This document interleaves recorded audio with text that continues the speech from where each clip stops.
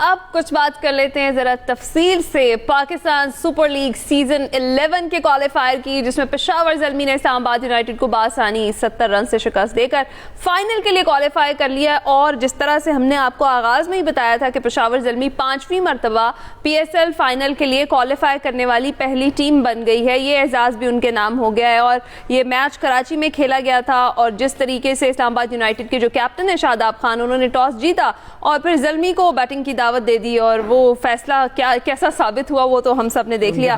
इसी पर हमने बात करनी है। बात करने के लिए हमें ज्वाइन कर चुके हैं चौधरी इरफान ज़हीर साहब, स्पोर्ट्स तजियाकार है। अस्सलाम वालेकुम इरफान, गुड मॉर्निंग, कैसे हैं आप? वालेकुम जी, गुड मॉर्निंग, अल्हम्दुलिल्लाह जी, मैं ठीक ठाक, थैंक यू। इरफान, वैसे बहुत ही ज़बरदस्त रन रहा है ये पेशावर ज़ल्मी के लिए, अभी तक प्ले ऑफ में और अब फाइनल में पहुंच गई है। पेशावर ज़ल्मी की जो ओवरऑल परफॉर्मेंस है और इस मैच की परफॉर्मेंस के बारे में आप क्या कहेंगे? देखिए, ये उनका one of the best season चल रहा है और आप देखिए सिर्फ एक मैच हारे हैं, वो भी शायद बड़ा क्लोज था और जीत सकते थे।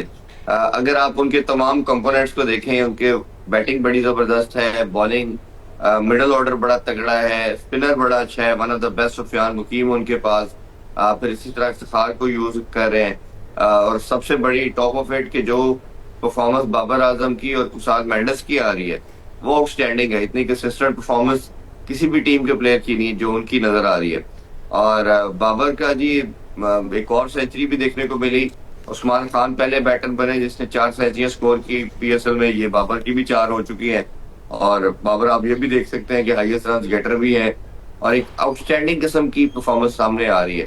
और खासतौर पे जो पहले बांग्लादेश के बॉलर थे नाहिद राना और शरफुल बॉलिंग कर रहे थे, तो जो पाकिस्तानी बॉलर बासत अली रजा की इंडक्शन होती है तो दोनों ने बड़ा अच्छा किया।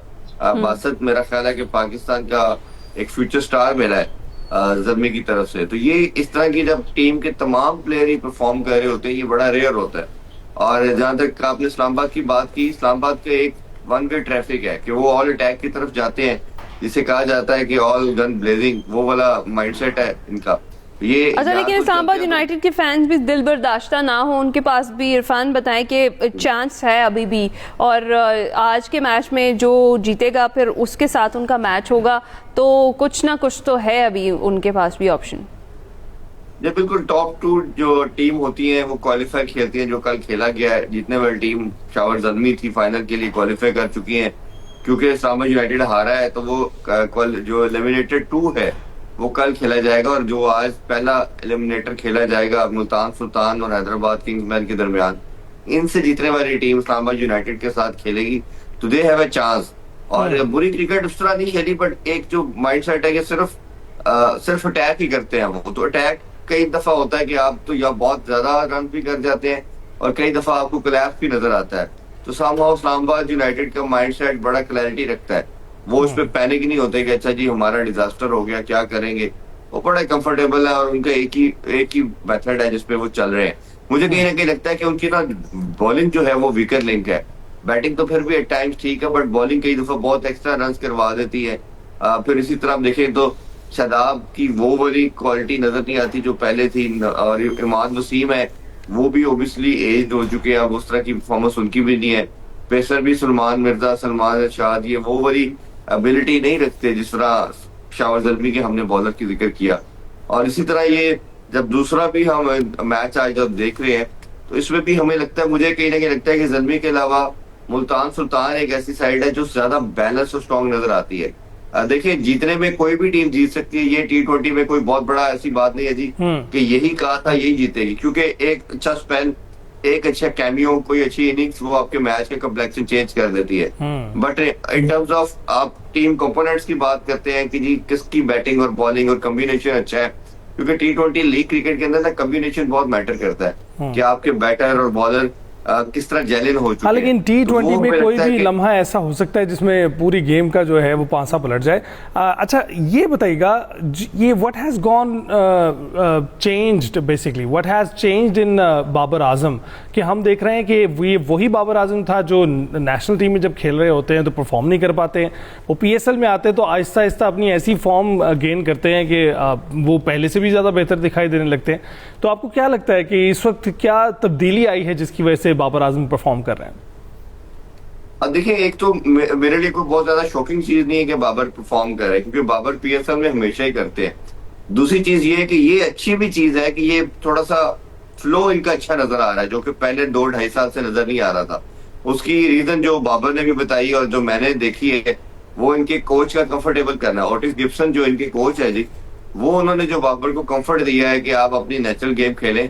और मैं बाबर की इनिंग्स का कहीं भी क्रेडिट नहीं ले रहा, लेकिन मैं एक रियलिटी बयान कर रहा हूँ। वो रियलिटी ये है कि जिस तरह हारिस और कुशाल मेंडिस इनके सराउंडिंग में खेल रहे हैं और वो तेज खेल के रन दे रहे हैं, तो बाबर के ऊपर प्रेशर नहीं रहता कि मैंने बड़ी शॉट लगानी है, मैंने कोई इस तरह की इनिंग्स खेलनी है। तो मैं जिस तरह हैविंग सेड दैट कि बाबर से उनकी परफॉर्मेंस के क्रेडिट नहीं लिया जा रहा, लेकिन एक बहुत बड़ी रियलिटी यही है कि बाबर को बड़ा अच्छा एक एनवायरनमेंट भी दिया गया है, जिसकी वजह से बाबर अपनी नेशनल गेम खेल पा रहे हैं और ज्यादा प्रेशर उन पर नहीं आ रहा, आप कह रहे हैं इस वजह से वो ये भी एक रीजन हो सकता है। अच्छा इरफान, एलिमिनेटर, पहला एलिमिनेटर जो आज का है हैदराबाद किंग्समैन और मुल्तान सुल्तान्स के दरमियान, हमने देखा कि मैक्सवेल के आने से जान डल गई हैदराबाद किंग्समैन में, तो क्या टफ टाइम दे पाएंगे आज मुल्तान सुल्तान्स को? ये बिल्कुल, ये पहली साइड बन चुके हैं कि जो पहले 4 कंसेक्टिव मैच हारने के बाद प्ले ऑफ के लिए क्वालिफाई किया है। और जिस तरह 2-3 टीमें नई आई हैं, इनके अंदर जो हम क्वालिटी देख रहे हैं वो आउटस्टैंडिंग है। हैदराबाद के देखिए बैटिंग बड़ी अच्छी थी, बॉलर इनके बड़े वीक चल रहे थे, बट बॉलिंग के अंदर हसान और मोहम्मद अली ने, और जब वो आकिफ ने बॉलिंग अच्छी करनी शुरू हुई है, एंटायरली टीम चेंज हो गई। और जिस तरह आपने बात की है मैक्सवेल के आने के बाद, वो 3D प्लेयर है। 3D प्लेयर इस तरह के 3 डायमेंशनल, बैटिंग भी अच्छी करता है, बॉलिंग में भी वो देखिए 4-4 ओवर कर रहा है, और फील्डर तो तकड़ा है ही है। तो उससे क्या हुआ है कि एक टीम का पूरा एलिवेट कर दिया उसने। और मुझे लगता है अभी जैसे साइम की परफॉर्मेंस नहीं आ रही, लबुशेन T20 का प्लेयर नहीं है, बट वो एज ए कैप्टन बड़ा इवॉल्व हो रहा है, या जिस तरह वो टीम को लेके चल रहा है, ऑस्ट्रेलियन माइंडसेट को लेके आया। अभी कहीं ना कहीं अगर मास सदाकत और ये साइम चल जाते हैं, और इन पे ड्यू है दोनों के ऊपर परफॉर्मेंस, ये भी वन साइडेड अफेयर करते हैं, तो मेरा ख्याल है कि ये किसी भी टीम को ऑन द गिवन डे, ये वैसे साइम से बहुत ज्यादा एक्सपेक्टेशन रखना, मेरा ख्याल है कि इस वक्त तो जो है दिखाई दे रहा है कि वो कहीं पे भी परफॉर्म करते हुए नजर नहीं आ रहे हैं। अच्छा, इस वक्त मुल्तान सुल्तान्स की जो पोजीशन है, आपको कहीं किंग्समैन से वो बेहतर नहीं दिखाई देती, जहां साहबजादा फरहान जो कौमी टीम से ही परफॉर्म करते चले आ रहे हैं, PSL में भी परफॉर्म कर रहे हैं, वो ज्यादा अच्छी फॉर्म में? अली, मैं ये कह रहा था कि अगर आप टीम का बैलेंस और कॉम्बिनेशन देखते हैं, तो मुझे लगता है कि मुल्तान सुल्तान और पेशावर ज़ल्मी अपार्ट है, ये तमाम एरियाज को कवर कर रहे हैं। तो एज ए टीम तो दोनों ये टीमें बेहतर नजर आ रही है। उनका कप्तान बड़ा तगड़ा है, वो उसकी गेम अवेयरनेस बड़ी अच्छी है, वो बड़ा शूट कैप्टन है। तो वो आप उनके बैटिंग भी पूरी है, इरफान बिन हाथ नीचे आके मारता है, फिर इसी तरह बॉलिंग के अंदर भी उनके पास बड़े जबरदस्त, पीटर सिडल 41 ईयर्स का है, वो बड़ी शानदार बॉलिंग कर रहा है। तो इनकी भी अगर आप टीम देखते हैं तो बैलेंस बड़ा स्ट्रॉन्ग है। स्टीव स्मिथ उनके साथ ओपन कर रहे हैं, फिर शान मसूद की फॉर्म को भूलना नहीं चाहिए, फिलिप है, और इसी तरह एश टर्नर बड़ी अच्छी बैटिंग बॉलिंग कर रहे हैं। तो बैलेंस के लिहाज से तो मुझे लगता है कि फाइनल में इनको शायद आना चाहिए। But having said that, T20 format है, छोटा फॉर्मेट है, कोई एक कैमियो, एक अच्छा स्पेल कहीं भी लेके जा सकता है।